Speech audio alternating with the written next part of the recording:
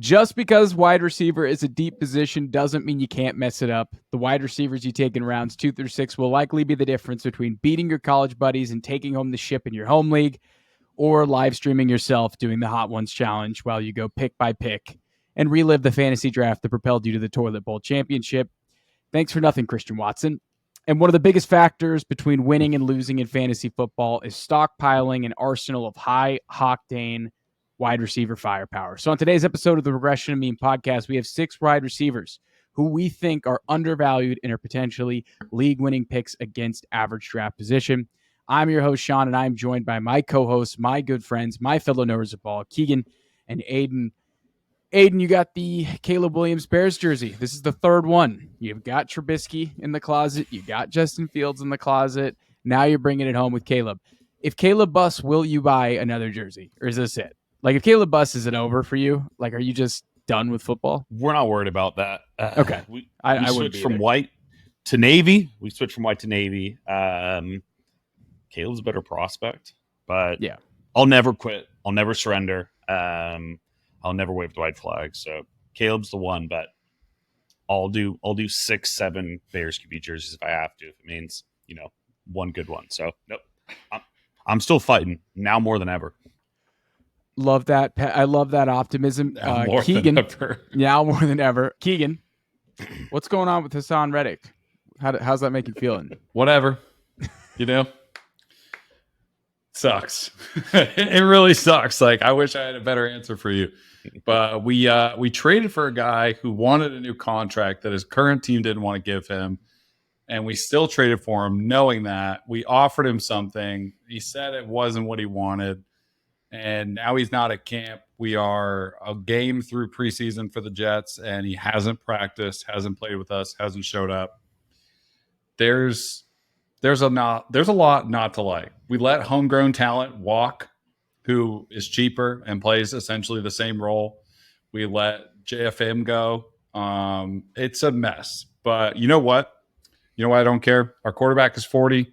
Sal and Joe Douglas are on the way out if we have another losing season. Like, I just care if Hassan Reddick shows up and plays defense for us, because the leverage is in his camp. Without Hassan Reddick, I don't think we're the same defense. So it is what it is.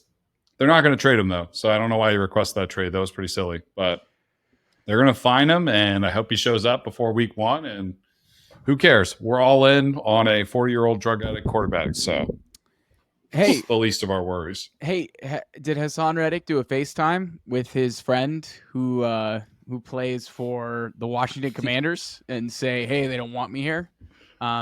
Or has a internet dog tweeted nonstop about Hassan Reddick's contract situation? Have Pittsburgh Steeler fans been tweeting all day? Pickensburg, Kenny Pickett fan accounts, Justin Fields fan accounts. Have you seen nonstop speculation about Hassan Reddick? Can you escape Hassan Reddick for 1 hour on Twitter, Keegan? I don't, because this is just a hypothetical. Dude, Aaron Rodgers missed voluntary practice. Aaron Rodgers missed voluntary practice, and it was on the airwaves for like 3 weeks. Did you see him today? He compared Egypt to Augustus. He said the only thing Egypt compares to is Augusta. Wild comp. And somehow, some way, through all of this, Brandon Ayuk has not signed or been traded. So it's been a hell of a season. And Trent Williams still isn't on the field for the Niners. So no matter how annoying of an offseason the Jets are having, it is not going to top what's going on in Santa Clara this summer, because it's just been an absolute shit show. Let's not do that. Let's not compare painful experiences, okay? Okay, yeah. Let's trauma bonding right now. Yes, we're trauma bonding. And this man over here, Aidan's watched the highlight from Caleb's preseason debut probably like 40 times. He's seen that rollout pass where he just rifles off his, sick. His back foot like 20 yards down the field. That's a dart. It is a dart. So the format for today's episode is simple. We're picking 2 wide receivers that we think are undervalued against ADP. And, just because one of us is picking a player doesn't always mean the entire podcast is behind it. So it allows us to hashtag embrace the debate here on this episode. Did you just add a precursor knowing who I'm going to talk about? No. I this is my new precursor. I threw that in at the Fades episode. Yeah, no, of course. Yeah, this episode of all episodes is the first time we're throwing in that precursor. Well, no, No. I threw that in on the fades, but it is new. It is relatively new here to the podcast. We're going to go player by player order in ADP. But before we dive in, one thing, this is a relatively new YouTube channel. We've been doing this for, close to 2 years now, I'd say, as a group, maybe 18 months. We're college buddies. We've known each other for a really long time. We love football. We love hanging out. We love making this podcast for you all, but we all have full-time jobs. It's a labor of love. And the only way we're going to make this into the thing we want it to be is if you, the lovely viewer who just discovered us on YouTube or wherever you discovered us, hits that subscribe button, likes this video, turns on the notifications. Am I missing anything, Keegan? What is Gen Z saying to get people to subscribe? Because I'm just pandering. I'm groveling at this point. What do I do? Yeah, no, I think you nailed it. We just have to ask the listeners, if you enjoy the content, and even if you don't enjoy it, if you just want to hate watch us, subscribe anyways, so you know when the next video comes out. So you can hate watch. But for the most part, I think you nailed it, Shaun. Like, comment, subscribe, watch the videos. Leave a comment too. We really appreciate when you guys leave some banter in the comments. Aidan is our resident YouTube commenter. He will respond to you almost regardless of what you say. So keep it nice, keep it light, keep it tight, and respond to the mean team. Keep it tight. Let's get it right. Into it. Get it tight. We gotta All get right. into it. I'm going to take things first here. I'm going to go through the wide receiver 15. He's the 33rd player coming off the board in terms of average draft position. And full disclosure, mean team, this is a no bias pick. Hashtag no bias, because I'm flag planting Deebo Samuel. I think Deebo Samuel is bias someone coming in that I really want to prioritize in drafts this summer. And I'm in on Deebo for a couple of reasons. One, I think the Ayuk situation has created a pretty favorable run out for Deebo Samuel, because I see three scenarios here. Ayuk's going to get traded. He's going to sit out, or he's going to come into the season a bit out of shape. We're 3 weeks away from the NFL season kicking off. Literally, it's Wednesday the 14th. Tomorrow will be 3 weeks until the season kicks off. I have no idea what kind of shape Ayuk's in. This kind of is setting up, at least for the first half of the season, for Deebo to really come out of the gates hot. Now, again, towards the second half of the year, I think Ayuk established himself. He's the downfield threat, one of the most efficient receivers in the NFL. But I think at the beginning of the year, I think Deebo comes out hot. And another thing, too, is that he's been in stark contrast to Ayuk in terms of training camp, where our training camp has been an absolute shit show, but really the lone bright spot has been Deebo. He came into the offseason noticeably slimmer. He's contract motivated, and he's reportedly been the star of training camp. So in a rough summer for our team, I mean, I don't play for the team, but for the 49ers, Deebo's been a bright spot. And then two, the Ayuk situation's the first point. And two, I think Deebo's still ridiculously good. So in 2021, and I've said this before, Deebo had the greatest season I have ever seen a 49er have. 1,700 scrimmage yards, 14 touchdowns. He's a wide receiver 3 in points per game. 2022, he holds out, comes into the season out of shape. He struggles to hit home, has an injury-riddled season. He fell under 1,000 scrimmage yards. He only had 5 total touchdowns. Last year, comes in the year healthy. He's in shape. He has a fantastic season. 1,100 scrimmage yards, 14 touchdowns. He finished 13th in terms of wide receivers at 15 fantasy points per game. So he's been a big hit in 2 out of 3 seasons. I think he's the 1A, considering the Ayuk situation. And he currently goes behind Drake London, Marvin Harrison, and Chris Olave. Like, come on, go get Deebo Samuel. He's done it before. He's been ultra consistent in 2 out of the last 3 seasons. He's ultra motivated in a contract perspective. And I think he will be really the fulcrum of this passing attack, at least for the first half of the season. But Aidan, you are a resident Ayuk backer. I know you're a little annoyed at this whole entire contract offseason stuff. So putting the pretty Ricky stuff aside here, A little. do you have concern? Like, do you have concern over Ayuk basically not practicing all offseason, trying to get a contract extension? Like, how would you approach that versus, say, Deebo Samuel, who's been on the field, been locked in, and looks great? My entire stance, like the entire summer, is he's playing for the Niners. Whether they extend him or not, he really doesn't have a choice unless he wants to, like, Le'Veon Bell himself and kind of just, like, completely, like, train wreck his entire career, which is a possibility, you know, given how publicly, like, embarrassing he's made this entire situation. But my assumption is he's going to be a Niner. I'm always going to draft Ayuk over Deebo. I think he is a much more complete wide receiver. Deebo runs very touchdown hot, which is his thing. I think it's close to like 10% touchdown rate in his career, which is like almost second to none in terms of the wide receiver position, given that he plays as a running back to a degree at times.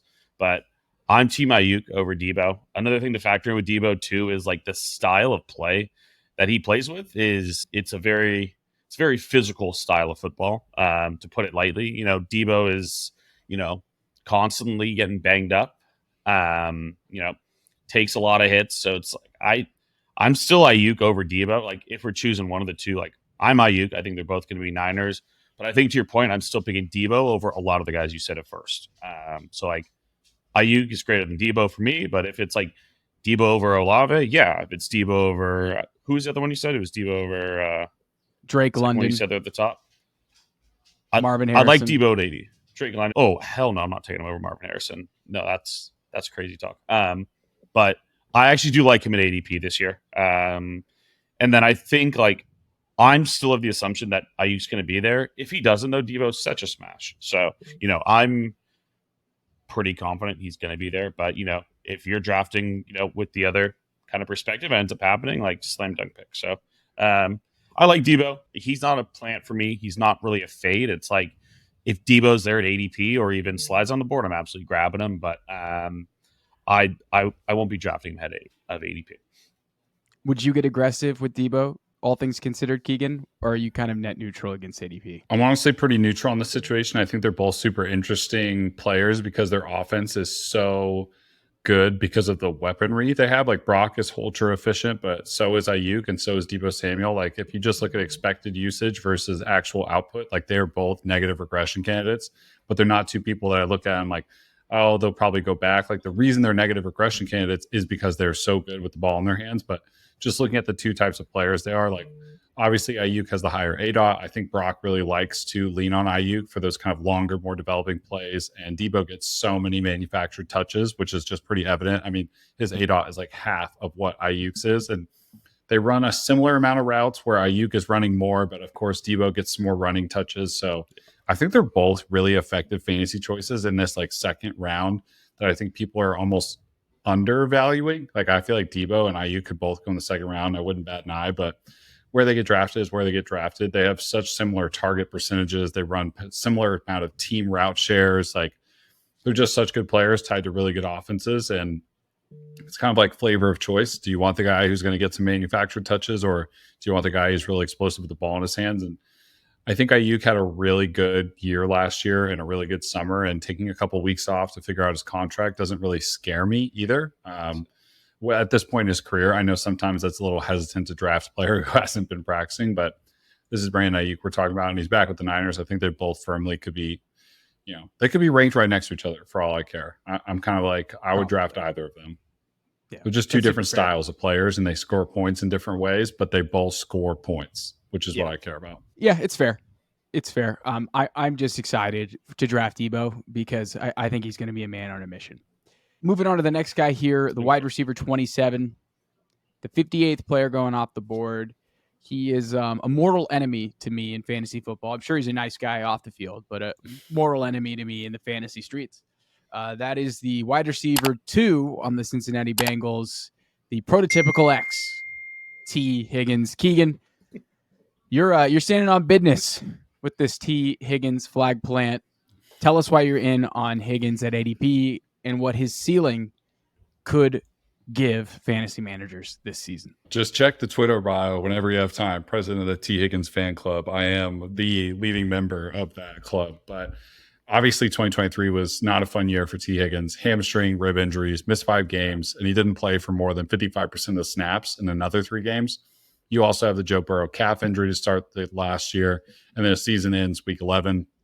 Terrible run out for the Bengals in general, with Jake Browning in action and Higgins being banged up. But he is entering a contract year, extra motivation to play well. He'll be playing on the franchise tag this year. Currently the wide receiver 27, like you mentioned. And if you go back and look at some of the healthy years, 2022, wide receiver 18 in fantasy points per game, 14.6 on about 11.5 expected fantasy points per game. Also had 27.7% of the air yard share, 2.2 yards per route run, 7 touchdowns. 2021 with a healthy Chase, which I think is important to call out. He was still wide receiver 12 in fantasy points per game with 15.7 on about 15.1 expected fantasy points per game. So performing right at his expected usage. Burrow's healthy. Chase is healthy. I think that's probably the best signal to look at. Also, a really strong 27.9% first read target share that year, which I think is important because him and Jamar Chase were effectively sharing a similar percentage on first read targets. So I know he's the number 2, but when healthy and all of the rest of the Bengals are healthy, like they lean on both of them and they're kind of like their de facto main targets. Also 2.3 yards per route run, super impressive, and 35% of the team's air yard share in a fully healthy season with him and Burrow, and another 6 touchdowns. I think last year sucked, obviously, but there were still a couple signs for him being like a potent downfield threat, which is what he's been for the Bengals outside of his normal role, but still had 4 games with 20 plus PPR points in a terrible year. Still had 14 receptions of 20 plus yards, 15.6 yards per catch, and 37% of the team's air yards. I mean, there were signs that T. Higgins was still very much a viable fantasy asset, but the Bengals just had an awful turn of events last year. There's a lot of people around him that are, they're either young wide receivers that are still like kind of entering their prime, but they're not really there yet. And there's also some older options. I mean, Tank Dell, who's in a crowded room, Zay Flowers, Jaden Reed, and some other second-year wide receivers are around him. Then you've got some other options that are older, more proven guys like Chris Godwin, Terry McLaurin, Keenan Allen, Calvin Ridley, Deontay Johnson, DeAndre Hopkins. But you can nitpick all of that, right? Like I can look at Chris Godwin and say like, well, we know who Mike Evans is. We know who Chris Godwin is. DeAndre Hopkins, his wide receiver room's more crowded than ever. Calvin Ridley also in the same situation. Keenan Allen has 2 wide receivers to compete with. Terry McLaurin is Terry McLaurin. And there's somebody like Deontay Johnson who's going to be like de facto number 1. But there's a lot of like muddiness around him in terms of the wide receivers that are going there. I'm banking on Burrow being healthy this year. I'm banking on T. Higgins being more like 2022 and 2021 self. I just think the offense as a whole is going to be better. Darius Mims looks fantastic so far. Like, I'm in.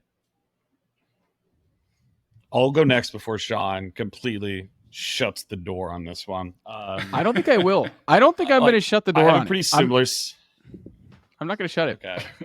Yeah, so I think we've talked about it before. I think the issue with T in the past was he was so expensive, whereas this year it feels like he's actually pretty properly priced. It feels like the entire Bengals offense is kind of due for some positive regression that year. Everyone was banged up. Like a lot of T's numbers are career worst. Every advanced metric, and he was just banged up the entire time. Came back from injury too early twice. It was he clearly wasn't himself last year. But at what, wide receiver 28? We said it was 27 right now. Man, that's a good price, dude. You're looking at what, the end of the 4th, 5th round, end of the 5th round there. I don't know, man. That's pretty good price to me. You're looking at T. Higgins is probably your wide receiver 3, maybe 4, depending on how you build out your roster. I think that price makes sense versus years prior where he's your wide receiver 2. You're taking him at the 2-3 turn. So I think I actually really like his price this year. I'm not dying to acquire him. There's some other players, there's some other wide receivers that I really like here. But I think T. Higgins, for the first time, is actually very accurately priced. He gives you an opportunity to actually outperform his ADP. Finally, you don't have to draft him at the top. And dude, he only had 12 games, and he was only 1 end zone target short of what Jamar Chase got last year. That's the other thing about T. Higgins, end zone threat, red zone threat. They want to give him the ball in scoring situations. And yeah, like you said, Aidan, career lows and a lot of stats, but being banged up didn't help. But the Sims. Finally priced. The Sims. Yeah, he's finally priced. You don't have to pay up to have T. Higgins be your wide receiver 2 in the 2nd or 3rd round. He can be your wide receiver 3, and I'd be okay with that. Honestly, I don't think I'll draft him. I just have too much emotional baggage between T and I. But at this point, I do agree with Aidan. He's just properly priced. Wide receiver 27. I think he easily could beat that against ADP. I wouldn't be shocked in a contract year if he could post, something even higher than that. I do think he's a bit overrated, in my opinion, and I had him as a sell in Dynasty, and I still kind of stand on that, to be honest. But in redraft this year, I think he's properly priced. If you have him as your wide receiver 3 in your flex spot, it's pretty solid for T. Higgins. I'm not gonna push back on that. Yeah. All right, Aidan. I think you talk about this guy every offseason. You see, I talk about this guy all the way. So the first guy that I'm planting, I've talked about this guy before. I think I talked about him probably in February, maybe January, in our dynasty buys, and that's Christian Kirk, dude. I think he is one of the best maybe the best like cheap wide receiver one that you can get in fantasy football this year, in terms of like the top option on their team, tied to a good quarterback and a good option. Just like Shaun said, he's wide receiver 31 right now, 70th overall. So we're talking another like 20, 15 picks after T. Higgins. Like this is my preferred guy at this range.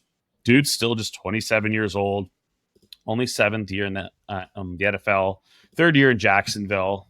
Was off to a really hot start last year. His year got cut short with injury. Would have averaged just under 11 points per game in PPR formats, which would have been good for wide receiver 23 on the year on a 17-game pace. So like just looking at his ADP right now, like would have overperformed it last year. Just 2 years ago, he was the wide receiver 10 in fantasy football.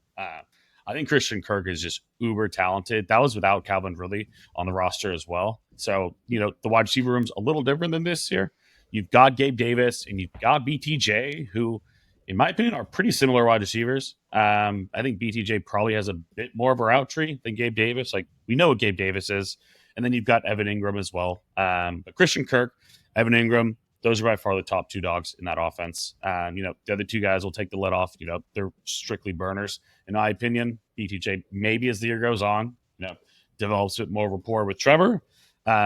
Just looking at the Jags, too, it feels like it was the most frustrating team in the NFL to watch last year because it just felt like everything just kept going wrong for them. It was awful. It was like turnover central for Trevor. You had really dropping balls left and right.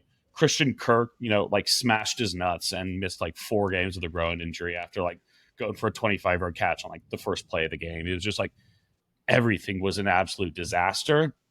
And then just one last thing, like he's tied to Trevor Lawrence again. Like, sure, Trevor Lawrence isn't the best QB in football, but this guy's QB 13 and QB 8 over the last 2 years. Like, this is average to above average QB play, and you're getting him to wide receiver like 31, man. I love Christian Kirk. Like, you're talking about a wide receiver 1 on a good offense as your wide receiver 3 or 4.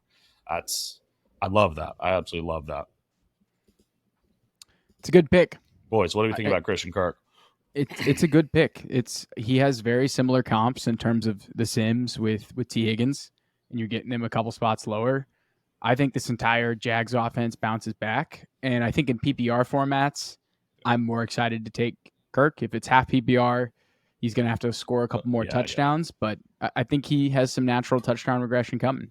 But Keegan, are you excited by Christian Kirk? Does he have the ceiling that you look for in wide receivers? I think he's such a good value, and I think the way they used Calvin Ridley last year was very they just misused him in general, and I don't think like the way he was running routes and like the way they were targeting him was beneficial for the offense, which I think kind of brings things down in general. But they just drafted like a true field stretcher, which is what they tried to do with Calvin Ridley last year. They also signed and went after Gabe Davis, who is another field stretcher. I think when Christian Kirk's at his best, it's like some underneath stuff. It's playing a little bit out of the slot. It's being moved around, kind of and putting him in different positions to win because he's such a good possession receiver, but he's also good with the ball in his hands. So I think their improvements to their offense will further unlock Christian Kirk. I mean, just looking at the stats from last year, 81 targets for Christian Kirk, but 124 went to Calvin Ridley on just ridiculous throws. And I just don't think their offense was structured properly last year around the way their wide receiver room was built. Like, I really think Christian Kirk has room to benefit. Like, you could argue that it's more crowded this year. No Zay Jones and no Calvin Ridley, but you do add Brian Thomas Jr., you add Gabe Davis, you still have Christian Kirk, Evan Ingram. But I think the way they should approach their offensive scheme this year will be better for Christian Kirk. And I think he's going to have an opportunity to be more freed up as well. When you have some true field stretchers, both on the outside, and you have Christian Kirk kind of those intermediate routes, I think it's going to open up a lot of space for him, which is where he's done really well. He had a lot of success doing that in Arizona. And when they do that in Jacksonville, he's had a lot of success too. So, yeah, he just crushes it when they throw him in the slot, just feasting on posts, digs, corners, outs. He's got a quarterback who can make those throws. Yeah, he still had the highest yards per route run too last year of all the Jags wide receivers, like despite the way they were deploying Calvin Ridley. So, it's a good opportunity for Christian Kirk to like smash his value. The next guy we have here is another slot player, and he's a pretty bizarre player coming into year 2. He's tough to get a read on because he potentially could be suspended because he has almost as many felonies potentially, as he did touchdowns, 7 last season. And that is none other than Rashee Rice, the wide receiver 36 off the board right now. Currently, average draft position 81st. So Rashee Rice is a really unique player. We talked a lot about him in our wide receiver rankings episode. If you haven't had a chance to take a look at it, Rice is in an interesting place because his ADP is suppressed because he currently has some major legal issues, but looks like the slow gears of the American justice system probably won't get him a conviction or a guilty verdict until probably 2025, which means he won't probably be suspended until 2025. So you're in a unique position here where you have a year 2 wide receiver in Patrick Mahomes' offense with Andy Reid, plays the slot, gets layup targets, and he's following up on, I thought, was a really impressive rookie season. He was PFF's second highest graded rookie from the class last season. He finished second in yards, targets, and receptions and TDs amongst the rookie receivers last year. And he finished third in yards per route run, only behind Puka and Tank Dell. So it was an ultra successful and productive season for Rice. And then when you zoom out and you look at his performance across all wide receivers, he finished second in YAC, only behind Deebo Samuel. He was 9th in receptions. He was 15th in yards, and he was 15th in yards per route run. All really good metrics to hit in your rookie season. And a lot of his numbers were back weighted to the end of the year. Like he was wide receiver 13, averaging 17 fantasy points per game down the stretch from weeks 10 to 17. And he was ultra efficient. He had the wide receiver 17 usage. So he was able to dunk on efficiency a little bit, but it was still a good role. And I just think his role in the Kansas City offense is a fantasy goldmine. 50% of his snaps in the slot, 50% outside, layup targets galore. Rookie wide receivers usually don't do that well in Andy Reid's system. He did well. I think there's a ton of meat on the bone. He could develop as a downfield guy. Like that's what he was in college. That's not what he's been in the pros so far as a rookie. If he can combine some deeper downfield targets with his yak ability and his red zone prowess, I think this guy has really strong upside in fantasy. And you bank all that with the fact that I think his suspension comes next year. I'm all in on Rice. Keegan and I had a really big debate about Rice, so we'll get to Keegan in a second here. But Aidan, I haven't necessarily gotten your thoughts on Rice, not necessarily the legal situation, but what about him as a player? Like, do you have a lean on him as a player yet? I go back and forth with this one. I think you see a much higher upside than we do. I think you said like ARSB year 2 type upside. Look at it. Look at the sim, top baby. 10 receiver in fantasy football. I don't see anything close to that outcome. I don't even see top 15 or top 20, but I do think you're probably getting a steal with him here at wide receiver 35. I don't know how he's getting away with this in terms of like having like zero legal like repercussions for this season. This happened in like May, April. Like it feels like it was like half a year ago. So you're definitely getting him like due to the fear factor that people still think he's gonna get suspended, which at this point like kind of feels like, it's not happening. I really like him. I think he's a good receiver, especially as a rookie wide receiver in Andy Reid's system. Like the dude absolutely excelled. But I'm not dying to draft. Like this is another guy that I'm not dying to draft. I think he's cheaper than he should be. But Marquise Brown's going to be fine. Just broke his collarbone, but he's going to be around. Like he'll be back by week 3. Call it week 4. You've got Xavier Worthy. Travis Kelce is still Travis Kelce. I know people think like the sky is falling with him. It's not. He's the number 1 target in that offense and that passing attack still. So I'm higher on him than wide receiver 35, but in terms of like a top 15 wide receiver outcome that I know you've kind of murmured, I can't meet you there. He's probably about 5 or 10 wide receivers too low for me in terms of his ADP. The Sims like him, Keegan. Look at that. I actually didn't look at this before I made the ARSB. I did not make the ARSB comp, and year 2 Amon-Ra is his second one. Deebo, Amon-Ra, Cooper Kupp in the Sims. Those are the top 3. You love to see that. Can I be completely honest? You love to see that. Let's hear it. Can I be completely honest here? I really think he's still getting suspended. That would be crazy. I don't think so. I think the only thing that we've been able to point at for December as like a trial date, but that's for civil lawsuits. That's not criminal case. Like it's highly likely that he can still get suspended this year. I mean, we're talking about 8 felonies. there was kids involved. I mean, he's also had legal issues before, and he has a character concerns. Like, if he does get suspended this year, it's not going to be just for like 1 to 2 games. Like, if he gets suspended, it's going to be pretty bad. 6. Like, there is still 6 odds games. that he could miss games in 2024. That's a lot of games to miss for somebody who you ranked very highly in our wide receiver tier episode. The other thing is, just outside of legal stuff, the environment for him is so much different.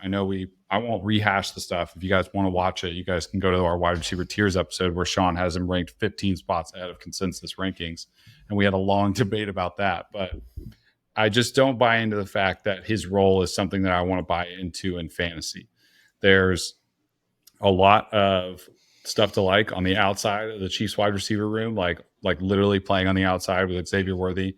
Marquise Hollywood-Brown's probably not going to miss too much time, maybe 1 or 2 weeks, given his injury that we just suffered. But Rice is good because last year, because there was nobody else that could get open. I mean, he was like a safety valve for Patrick Mahomes with the wide receiver core that they run out. But he's not like an above average NFL receiver in my mind. I think he's just average, like exactly that.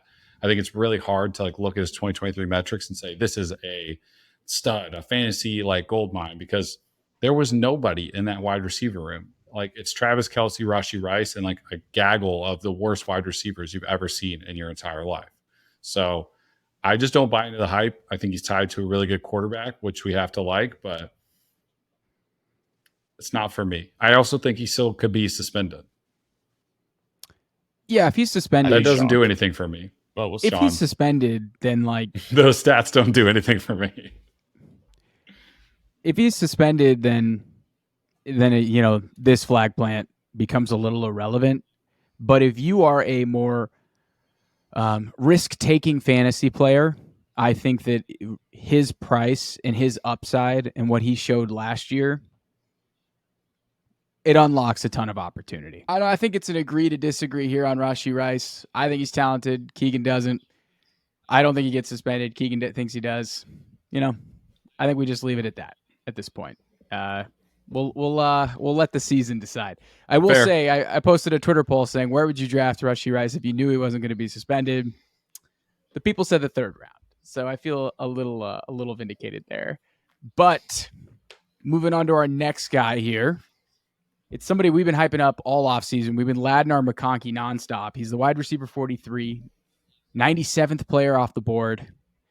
Aidan, why are you all in on Ladd McConkey this year in a kind of suspect Chargers offense right now? Shaun, you couldn't have said it better. We've been ladding our McConkey since early in the offseason, since before draft coverage. We've been ladding ourselves on Mondays, Sundays, Thursdays, like pretty much every day of the week. It's all about Ladd. Wide receiver 43, 97 overall. So we're going even cheaper. Christian Kirk was over at 70. We're talking about 2-3 rounds later. Just uber talented guy. Some of the guys around him, just for reference, are Christian Watson, fellow rookie Xavier Worthy. We're pretty far down. Like, I talked about wide receiver 1, tied to a good quarterback with Christian Kirk, and we're pretty much sing the same song and dance here. Walking into the wide receiver 1 role. I know some people want to say Josh Palmer. I don't think that's true. I don't think that's true. And if it is, whatever. They're both X. They're both X and the Z here. They're both walking into starting roles with one of the best QBs in the NFL. Justin Herbert is still, uber talented. If he even had, half a wide receiving corps around him, I think Chargers would be pretty scary this year. But for that reason, it's kind of hard to get behind it. Just looking at the offense, though, this is an offense that, just lost 56% of their catches from 2023, 52% of the targets, and 50% of their touchdowns. So, the entire wide receiver, tight end, running back room, completely gone. Just completely gone. And then, Shaun, I know you're just looking at his reception perception there. The numbers are awesome, dude. 85% against, 85th percentage against man. 81% against zone. Kind of gets bullied off the line in press coverage. But the dude is super talented. Can run really any route in the route tree. I think a lot of people are kind of just assuming he's going to be a slot guy and play off the line in the NFL. But, he played 70% of his snaps on the line last year. So, again, this is a guy that can play all 3 wide receiver positions. tied to Justin Herbert, really zero target competition, and you're getting him like just late to pick 97. We're like you're looking at like your wide receiver 5. Like this is a guy that like you don't even have to start at first. So I really like Lad. I think he's super cheap. I love Justin Herbert, and I think this is a guy that if they come out of the gate hot together, like could be a lock for 120 targets potentially. Really like Lad this year. I'm a fan. I don't think he's going to get relegated to the slot. Keegan, are you in on Lad even in kind of a so-so offense for the Chargers? Yeah, usually I'm a big proponent of like draft players and good offenses, and like I can't say how good or bad the Chargers will be this year, but what I can say is Justin Herbert is a fucking electric quarterback, and I'm still buying in on Herbert stock. And Aidan's right. There's like a lot of vacated targets. There's a lot of vacated catches. There's a lot of room for somebody to jump in this wide receiver room and make an impact. I do think Josh Palmer will quietly have like probably 1,000-yard season, whether we want to admit it or not. But when you look at the wide receivers they ran out last year, it's Keenan Allen, Josh Palmer, Quentin Johnson, Jalen Guyton, Darius Davis. And Darius Davis and Quentin Johnson are the only ones who played 16 games last year. The rest of them played. Palmer played 9, Guyton played 8. Keenan played 13. So the wide receiver room is wide open for the taking.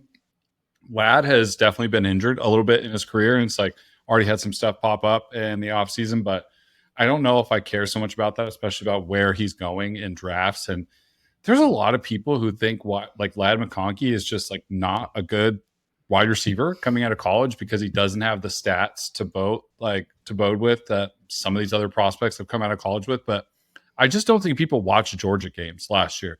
I don't think they understand like how dirty of the work Lad McConkey was forced to do and where the targets were going otherwise besides Lad McConkey. And like he can run every route that Aidan's saying. Like he can be lined up all over the field. I think he's just an impact player and like a really good athlete. And being tied to Justin Herbert is such a phenomenal landing spot for him. It's like that. It's like that meme, where it's like the wine category. It's exciting whites. Like that's Lad McConkey. If he can stay on the field, like I think he can be a really big impact player for this year. I know they're going to run the ball quite a bit because of Jim Harbaugh, but like Jim Harbaugh is also not a stupid coach. Like he's not going to look at Justin Herbert and turn the Chargers into a run-only team where like they pass 17 times a game. Exactly.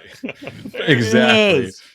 That's Lad. Like, but they're not going to just resort to that. Like they still have some weapons. Like I do think Lad McConkey can immediately step into this role and be the impact player. And he's kind of being forgotten, I think, amongst the rookie wide receivers. And what a quarterback to play with, right? If there's anybody you can get the most out of Lad McConkey, it's Jim Harbaugh and Justin Herbert. I think he's really talented. I do think injury concerns are a real thing. He's got kind of a diminutive figure. He's small. But I don't know. You can't control for that stuff. He was banged up. That's the only thing that I would say that I could knock him on. Like, I'm not going to look at his production. I watch a lot of college football. Like, I see how hard he's working, like the things he was asked to do, and the way he was winning is really impressive. I think it's a lot more mature of a wide receiver tool set than most people realize. Like, a lot of prospects come out so raw. I don't really view Lad as like a raw prospect. He's pretty refined in when it comes to like his wide receiver tools. Another guy coming out of college who was pretty refined and I think a little slept on. Everyone just thought, diminutive, small slot receiver, but was actually excellent at the catch point. Really sophisticated route runner. That's none other than Josh Downs, someone that Keegan's been all over. What a segue. All off season. All off season. Keegan's been all over Josh Downs. He's basically going free right now in fantasy drafts. Keegan, I know there's some concerns with his ankle. Give us the bull case on Josh Downs, and then if you have any of high ankle sprain data to talk me off the ledge, that'd be helpful. If you could, yeah. I'll start with the statistical stuff. Like if you go back and look at his finish last year, like around 9 points a game. It's nothing crazy, but was a rookie. But you're right. He's going for free. I mean, this is a guy you can get in your 14th, 5th round, like 15th round in your fantasy drafts, like your home leagues. He's going below. Here's some players that Josh Downs is going below, not around, below.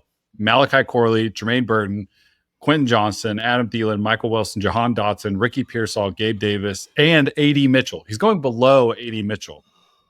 On a per-game basis, just from his last season points alone, his ADP is about 19 spots lower than where he finished in 2023. Yeah, Shaun is a big proponent of year 2, but historical data is also a big proponent. You should buy into year 2 wide receivers. It's their opportunity for a massive breakout season. He is the number 2 option in the Colts passing game. A.D. Mitchell will be a factor, and there's definitely Alec Pierce, but like Josh Downs has earned his role as the number 2 wide receiver there. Through week 8 last year, Pittman and Downs actually had the same fantasy points per route run, and Downs actually had a better yards per route run than Michael Pittman. 2 wide receiver sets when you're looking at it, it's going to be Pittman and Downs. And all offseason, all I've heard from Colts staff is just praising Josh Downs, calling him a breakout player. They're looking forward to seeing the level he takes it to next year. And like, you don't have to hear from just me. Like, I'm not the only one who's really excited about it. The staff's not. Like, Matt Harmon is as well. When he charted Josh Downs in 2023, Downs was in the 93% of success rate versus 93 percentile success rate versus man coverage. He was in the 82nd percentile against zone coverage. Like, his ability to beat man coverage and his success rate against press, like, he can get open at almost any coverage scheme, which makes him a super flexible weapon as a wide receiver. And his route tree success that you just pulled up is really impressive. Like, Josh Downs is not a big stature guy, but his route tree and like how he's able to win in almost any type of route. The only thing he fell below the league average in was the 9 route, but he can make plays vertically. He can make plays while lined up in the slot. And because of that, I think Steichen and the Colts staff is going to open up his route tree from the slot position that he lines up in. Like, he's going to be able to run vertical routes from the slot. He's also going to be able to get layup targets. He's a very versatile wide receiver that I don't think people give enough credit for. I mean, coming out of college, he was the best contested catch receiver in the 2023 NFL class. The best. Like, 72.7% of his contested targets were won. That's insane. Also, A-Rich under center, Minshew Mania, not just funneling first read targets to Pittman. I mean, Minshew is basically just handing the ball off to Pittman all year when it got to that point of the season. I don't think Josh Downs is like a league winner, quote unquote, for somebody who's going so free and I think is so much more of a ceiling than people realize. Like, I'm going to try and draft Josh Downs in like the later rounds of all of my drafts. And I truly can't believe he's going this late. Like, let me read those names again. Malachi Corley, Jermaine Burton, Quentin Johnson, Michael Wilson, Jahan Dotson, Ricky Pearsall. 4 of those guys haven't played a single snap in the NFL. A.D. Mitchell, 5. Gabe Davis, boom bust. Thielen, okay, maybe, but there's so much opportunity for him to pay off his ADP. Like, it's almost silly not to try and draft him. He's cheap. Yeah, I think half the concern is obviously the ankle. Yeah, Shaun already beat me to it here. I think people are half scared of the ankle. I think there's still fear from a lot of people too. Like, I think rightfully so that like Anthony Richardson like is not going to be a good passer in the NFL. Like, I do think it's valid. I don't buy that. But I think a lot of people just kind of believe like not more than one mouth can be fed in that offense outside of Michael Pittman. But to your point, he is way too low. Like, they've been absolutely praising him all off season, all training camp prior to the ankle. So no, I'm absolutely with you here. This is a guy that I'll be rostering for sure. Yeah, the drum beat. God. The drum beat was super consistent. I was pretty excited to draft him. He was kind of checking all the boxes for a year 2 breakout. He has this high ankle sprain. I got all stressed, and then I checked out FB injury doc Edwin Porras. You know, he's kind of a hot taker sometimes on Twitter, but he's pretty on it in terms of injuries, and he's saying this should be resolved in 1 to 4 weeks. He says only 20% of high ankle sprains extend beyond 4 weeks. He's young. There was no fracture. Sounds like he's going to be ready for week 1. Maybe we're overreacting the ankle injury and you can buy the dip right now. Because if you look at the Sims here, average is 10 PPR fantasy points, high 15.7. Deontay Johnson's his number 1 comp. I'm a big fan of Deontay Johnson, so that's awesome to see. You got some fun names in here too. You got some more slot guys that you'd expect as well, like a Hunter Renfrow, Wan'Dale Robinson, but you've got DJ Moore, you got Marquise Brown, Christian Kirk, all comparable guys out of the slot. You're basically getting him for free, and he's year 2, really talented. There it is. Shane Steichen. I had it. I didn't know. Steichen. I was waiting for you to say it, man. Year I was 2 waiting for the year 2. Yeah, I'm in. This is a really high value pick, Keegan. This is a great call. The Coach Speak Index Twitter, which I love, like shout out to that guy. I hardly doubt he's going to watch this video, but like I really love seeing him like highlight the way coaches speak about their players. And it's not just coaches too. Like, even Chris Ballard said on, July 25th, we're sleeping on Josh Downs. Like everybody in that org, there it is.